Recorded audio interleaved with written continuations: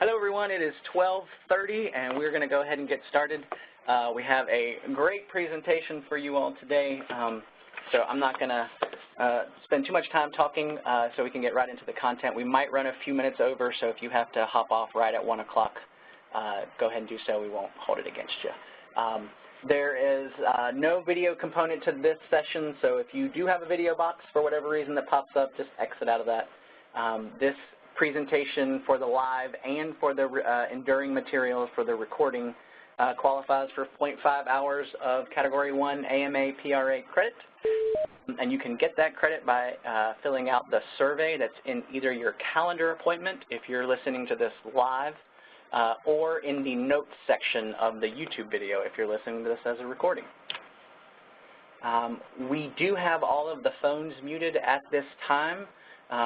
You can ask questions if you go on to the WebEx meeting and you're watching on the screen. If you click on the participants link, you can either chat with me or you can find the Ask Questions Here login, and you can send your questions directly to that, and that'll pop up on my screen. I'm monitoring on the side.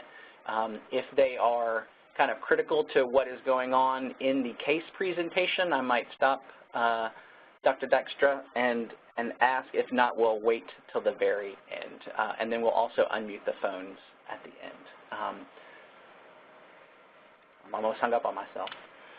All right, this is just, again, our shameless plug we do each time for our professional network with Carilion Children's. We offer neonatal and pediatric-focused CMEs. Our 2018 perinatal readiness schedule is out, so if you're interested in that, we combine stable and OB and neonatal resuscitation drills and classes and all kinds of stuff in that one class. It's about a 10-hour day, but it's a lot of fun. We do it at all of our outlying facilities and a couple here in Roanoke. All of our recordings are on our YouTube channel. If you go on YouTube and just search Carilion Children's CME or Carilion Children's Outreach, you can find us.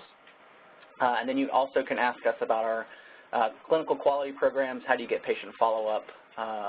Get set up in our Epicare Link system if you're an outpatient provider, things like that. And my contact information is right here should you ever have a question or want to make a recommendation for a presentation. So with that, I'm going to turn it over to Dr. Dykstra. And am I saying that right? Okay, good. I wanted to make sure I wrote it down. Yeah. She is a PG1, so a first-year resident, correct?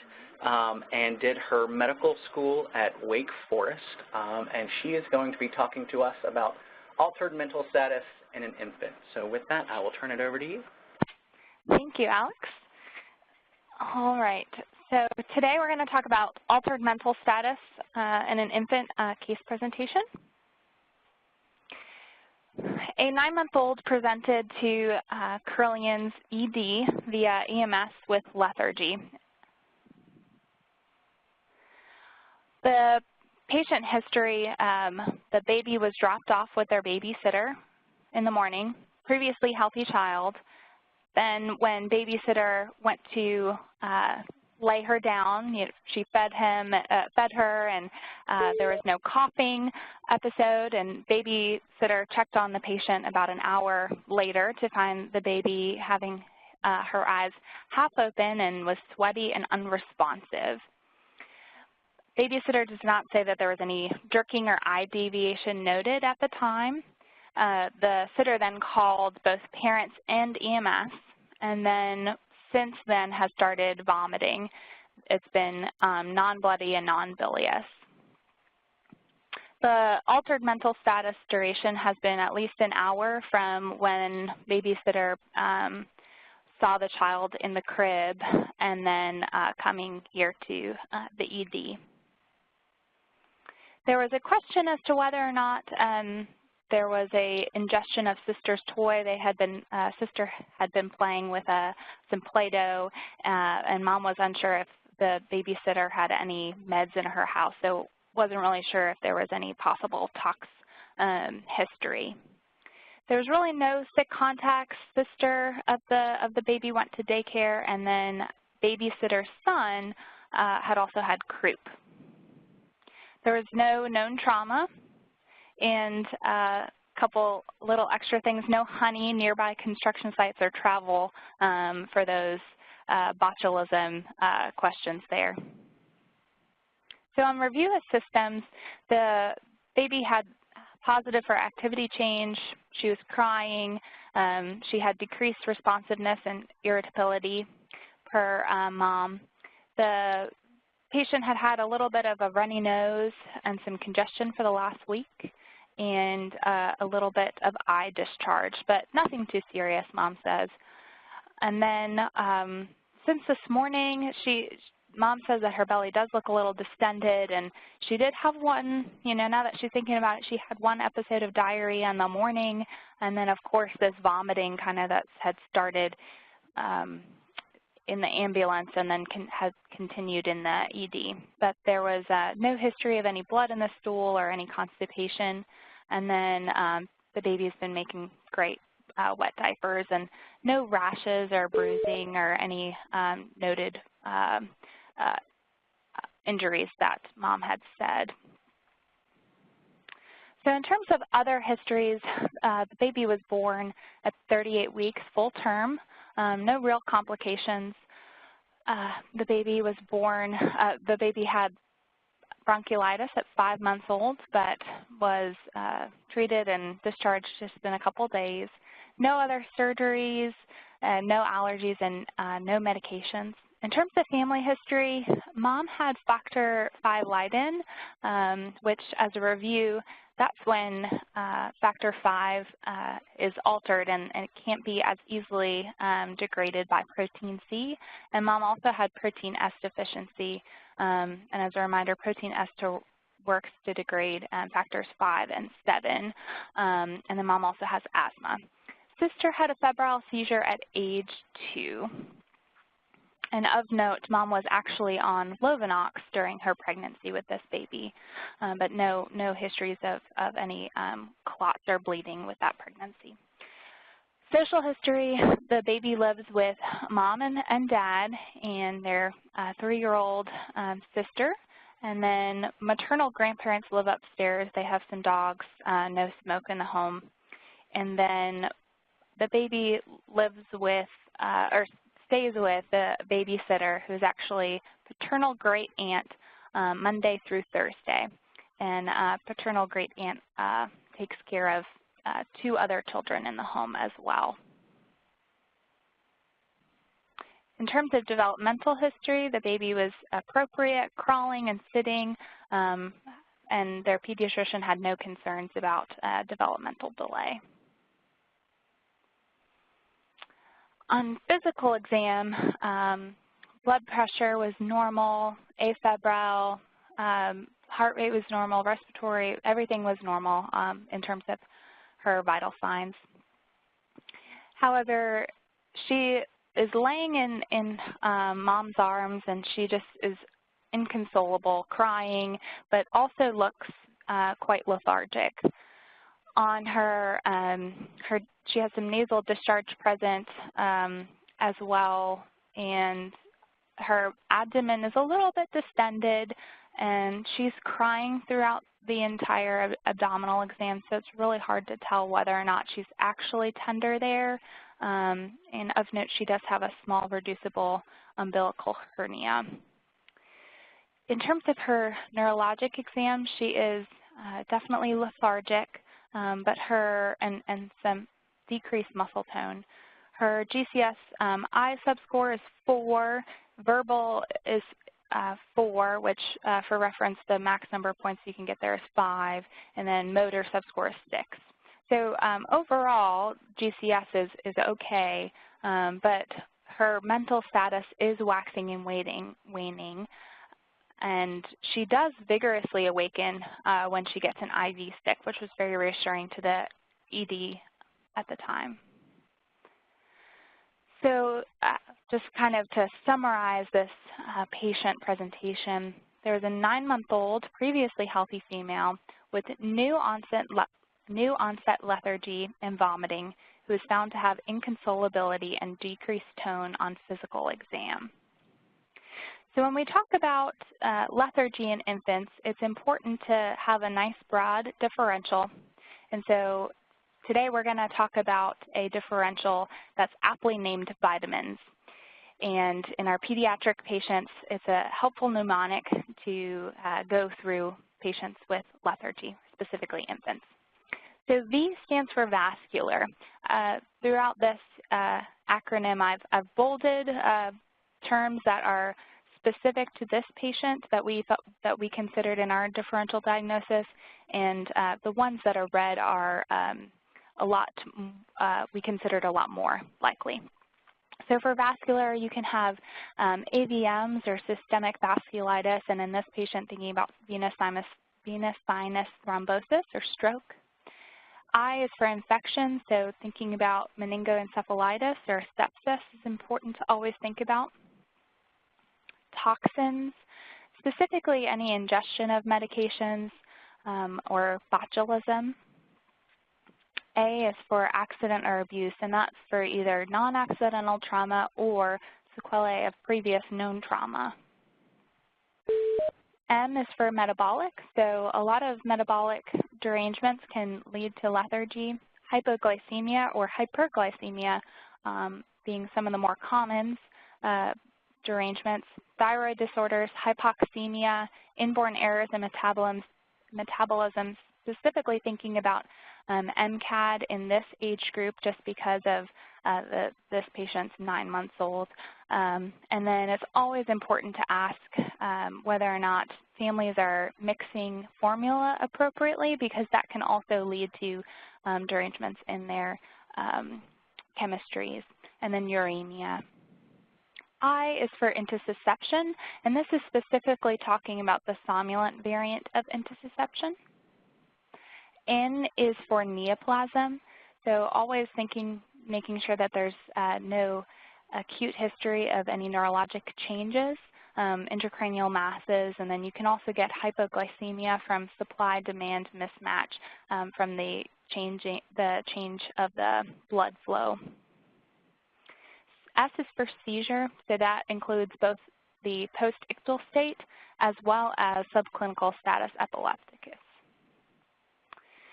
So this patient, when they came into the ED, they had a CBC and a CMP, as you can see, in a UA. The CBC is, while the platelets are a little elevated, they're not grossly elevated. The white count slightly elevated at 20.9, and she's slightly anemic at 10.1 with a low hematocrit, but nothing that really jumped off the page to us. Otherwise, her coags were all, sorry, not her coags, her chemistries were all normal, and then just as a reference in case her calcium was 10, 7.2 was her protein, albumin was 4.7, AST of 42, and ALT of 19, and then her ALK-BOS of 307. I know that's not always a tree that everyone uses. And the urinalysis was unremarkable. A tox screen was obtained in the ED. Thankfully, that was all negative, so that was reassuring in terms of concern for ingestion. And that also, you always want to make sure that you think about salicylates and acetaminophen levels as well. So this patient, given the abdominal distension and diarrhea as well as vomiting with this lethargy, was evaluated for concern for intra-abdominal process. And specifically, whenever you're thinking about something of an acute change and you want to make sure that the patient does not have a small bowel perforation or a small bowel obstruction or a perforation leading to their lethargy, you want to obtain a acute abdominal series. And the reason for that is you want to make sure that there's no free air underneath the diaphragm there. So that was obtained, which showed, thankfully, no free air, a little bit of bowel gas, and some stool. So really not all too remarkable there. And then the concern for intussusception, we got a ultrasound of the abdomen, which showed telescoping of the bowel specifically small bowel to small bowel intussusception. This also showed a few lymph nodes in the right upper quadrant that was noted to be nonspecific, most likely inflammatory. So here we're going to talk briefly about intussusception. Intussusception most commonly is ileocecal, and that's the one where we need an air enema oftentimes to reduce that. Small bowel is more often found incidentally. So when patients are getting an ultrasound for some other reason, you can see small bowel intussusception. However, if it doesn't correct on its own, it's more likely to need surgical correction, and it's not going to respond to an air enema, unlike the ileocecal. And then, and the reason why it needs surgical correction is because it can become necrotic. There's some studies showing, how long and how thick the small bowel intussusception is relative to the need to have surgery. And so the treatment is to watch and wait. And if it doesn't reduce on its own, then maybe you would consider surgery. So in this case, the patient continued to have vomiting. So ondansetron was given, and that helped with the vomiting. And because of the small bowel intussusception, pediatric surgery was consulted for admission, and they had a plan of keeping the baby NPO and starting some fluids on the baby, and then to repeat an ultrasound in the morning to see if the intussusception had resolved. But they weren't, in the ED, they weren't fully satisfied with just thinking about intussusception as the full reason for this patient's mentation, and so pediatrics was consulted to evaluate for, thought maybe there was an infection brewing somewhere, or if we had any additional things to weigh in on the patient's altered mental status. So the pediatrics was consulted, and of note, there were a couple of changes in the physical exam. There was some developmental regression, and this patient was not able to sit up at all, and this had been a patient that was about to start crawling. And this baby was very, very difficult to arouse and was quite different than baseline. So given this new information, we recommended obtaining a head CT as well as an EEG to evaluate for whether or not this was a postictal state, or if there could have been some sort of seizure-like activity that the babysitter had witnessed in the crib. So a CT head was obtained, and what was found was multifocal acute intracranial hemorrhage, highly suspicious for non-accidental trauma. And if you guys can see here, this is kind of what we're talking about here. This all of this is blood.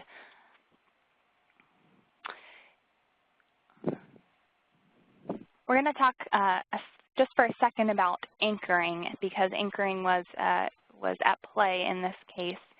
As a definition, anchoring is the tendency for clinicians to stick to the initial impression even as new information becomes available. And then there are multiple cognitive biases that contribute to anchoring. The first is confirmation bias, which is a tendency to selectively seek information that supports your initial impressions. And then confirmation bias can be actively reduced by seeking information that could lead you away from the initial or current impression. So you always need to be, with all of your patients, need to be thinking about how could you be anchored in your diagnosis in differential. So today we're actually going to talk about non-accidental trauma, specifically abusive head trauma.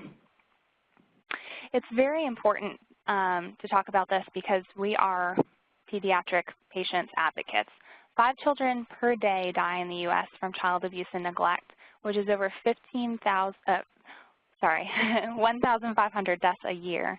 And as healthcare providers, we must always ask ourselves, how many of these children have we missed? The long-term effects of abuse are also important to note. As we know with adverse childhood events and toxic stress, it's not just the the disabilities that the children have from abuse, but it really is the social, emotional, and cognitive impairment that leads to increased health risk behaviors and ultimately early death. And so this is a problem that has very significant long-term repercussions. Risk factors are important to talk about. For NAT or child abuse, there are 3 different types of risk factors. One that's inherent to the child, another subset that's inherent to the parent, and then environmental as well. So for children, if you have specifically any developmental disabilities, you are at a lot higher risk for abuse. For parents, if you yourself were abused as a child, that's going to significantly increase your risk of abusing your child. And then environment, if there's any sort of family or intimate partner violence, that's going to be a risk factor as well. But you can see that there are many other risk factors listed here that contribute. One thing I do want to say, though, is that abuse affects all. Even though it affects patients of all socioeconomic backgrounds, all ages, and it's really important to not just say, oh, well, the family gives me that good feeling, I don't think this is abuse, but to really think about it in all of your patients. And we want to think about this in all of our patients because this is showing the breakdown of child abuse. In patients specifically less than 1 year of age are at most risk for child maltreatment. And then to follow that up, they are also the most likely to die from child abuse. As you can see that almost entirely under age 4 comprises most of the child deaths from NAT. So why infants? They have a developmental weakness, they have a large head, and a weak and unstable neck. They have a soft brain with a higher water content and incomplete myelination. We also know that repetitive events means that they will get more damage to their brain. And then anytime that there's an injury, you can get a secondary hypoxic ischemic event, which leads to central apnea, and you can have decreased oxygen to the brain. And then you can also have prolonged seizures, which will also lead to anoxia. It's really important to take a good history when you're evaluating for child abuse. Specifically in family history, you want to ask about bleeding or bone disorders, metabolic or genetic disorders. In pregnancy history, you want to know whether or not this is a wanted or an unwanted pregnancy, whether the patient had prenatal care, and whether or not mom had postpartum depression. Ask about familial patterns of discipline as well as child temperament, whether or not the mother or father perceives that this child is easy or difficult to take care of, and whether or not they think that the child is excessively crying. And then, of course, you want to inquire to see if there was any history of abuse or any CPS concerns. Of course, you want to ask about substance abuse by any of the caregivers, including any babysitters, and then any interactions with law enforcement, domestic abuse, and social and financial stressors. Some red flags to think about is if there's a vague explanation given, whether or not the patient's family denies explicitly the trauma, even though they have an obvious injury, and then any detail that changes in a significant way. The explanation is inconsistent with the pattern, age, or severity of the injury. The explanation is inconsistent with the child's developmental capabilities. So if the patient's not able to actually crawl up on the bed and somehow the mom is saying that the patient fell while they were trying to crawl on the bed, then that does not make sense. And then whether or not the parents or a babysitter sought medical care immediately. and then if witnesses or other people provide different explanations for the injury. There's some physical exam cues as well. So those who don't cruise rarely bruise is a good way to think about this. Any injury to a preambulatory infant should raise a red flag for you. So this is bruises, mouth injuries, fractures, intracranial or abdominal injury. And then injuries to multiple organ systems, and injuries in different stages of healing, pattern injuries, and I'm talking about belts or cigarette burns or anything that doesn't look like an accident. And then injuries to non-bony locations such as torso, ears, face, neck. And these red kind of circles and squares indicate those areas that are much at higher risk. So ears and eyes, you're not going to accidentally bruise, a child's not going to accidentally bruise themselves there. So this is a great article. It was published in Pediatrics in 2015 that talks about the evaluation of suspected child abuse. And if you have a patient that you are concerned about child abuse, I would ask you to go and reference this article because it's a really good reference of how to work up a patient with child abuse. So specifically what I want to draw your attention to here is in the radiologic testing for any type of these injuries, whether it's fractures, bruises, abdominal trauma, head trauma, or cardiac, you always want to get a skeletal survey.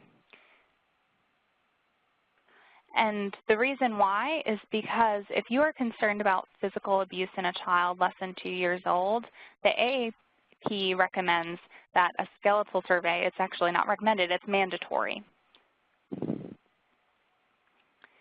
Specifically talking about our patient here, this patient had head trauma without any other signs of fracture. So this is what the recommended workup is, getting CBC and some coagulation factors, getting a CT of the head, which we had already gotten, and then to consider an MRI as well as obtain a skeletal survey.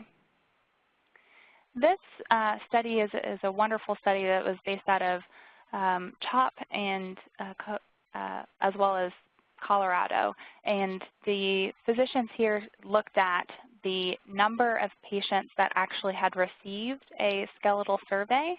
And so here you can see that while a skeletal survey is mandatory, the workup done at different institutions varies, and it also varies by injury. So here we have on the y-axis the percentage of skeletal surveys done, and then on the x-axis the rate of abuse.